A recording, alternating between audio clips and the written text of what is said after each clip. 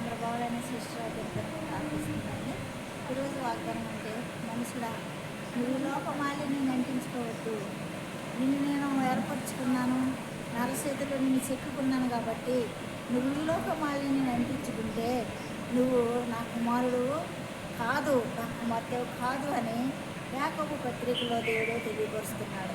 ఈ లోక మాలిన్యంతో, ఈ లోక ఆశలతో, ఈ లోక కోరికలతో మనం జీవిస్తే మనం అడిగింది ఏది కూడా దేవుడు ఇవ్వడండి. దేవునికి విరోధముగా మనము మరి జీవిస్తున్నామని అర్థం. లోక మాలిన్యంతో మనం నింపబడి జీవిస్తే కాబట్టి మరి నువ్వు ఏ రీతిగా ఉండాలని దేవుడు కోరుతున్నాడంటే పరిశుద్ధుల సహవాసంతో ఉండాలని కోరుతున్నాడు.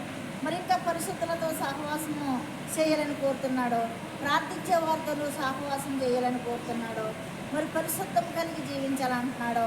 ప్రేమ కలిగి జీవించాలని మన యేసయ్య కోరుకుంటున్నాడు.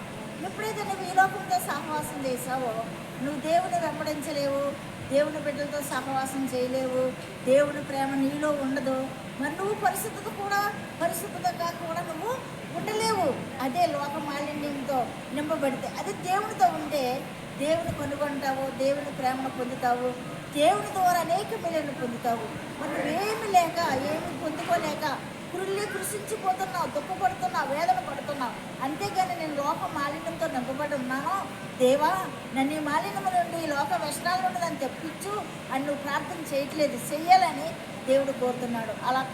అలాగా నువ్వు చేసినప్పుడు దేవుడు నిన్ను ప్రేమిస్తాడో, పరిశుద్ధతలో నడిపిస్తాడో, దేవుని ప్రేమ నీకు అనుగ్రహిస్తాడో, పరిశుద్ధుల సహవాసంలో నిన్ను తోడుకొని వెళ్ళి వాళ్ళతో నివసింపే కృపను దేవుడు నీకు ఇస్తాడు. కాబట్టి మరి నువ్వు మరి యొక్క లోక మాలిన్యాన్ని విడిచిపెట్టాలి. కుమారుడా, కుమార్తె, లోక మాలిన్యాన్ని, లోక యొక్క ఆశలకు లోబడినప్పుడు నువ్వు దేవుణ్ణి ఆరాధించలేవు, దేవుని యొక్క మాటలు గైకొనలేవు, దేవుని యొక్క ఆజ్ఞలను నువ్వు పాటించలేవు, దేవునితో నువ్వు నడవలేవు. కాబట్టి నువ్వు ఈ లోక మాలిన్యాన్ని వదిలిపెట్టినప్పుడు పరిశుద్ధాత్మ అభిషేకం నీకు ఇచ్చి మరి ఆయన యహలోక మాలిన్యము తనకంటకుండగా, ఎవరికి మనకంటకుండగా మరి తన్ను తాను మరి కాపాడుకోవాలని ఆయన కోరుతున్నాడు.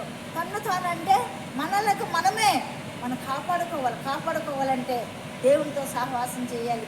దేవుని బిడ్డలతో, పరిశుద్ధులతో సహవాసం చేసినప్పుడు ఇవన్నీ కూడా మరి కాపాడుకునే వారుగా మనం ఉంటాము. ఈ వాక్యం దేవుడు దీవించుగాక. Praise lord. లైక్ కొట్టండి, సబ్స్క్రైబ్ చేయండి, నాకు సపోర్ట్గా మీరందరూ నిలబడండి. సిస్టర్స్, బ్రదర్స్, మీకు అందరికీ వందనాలు.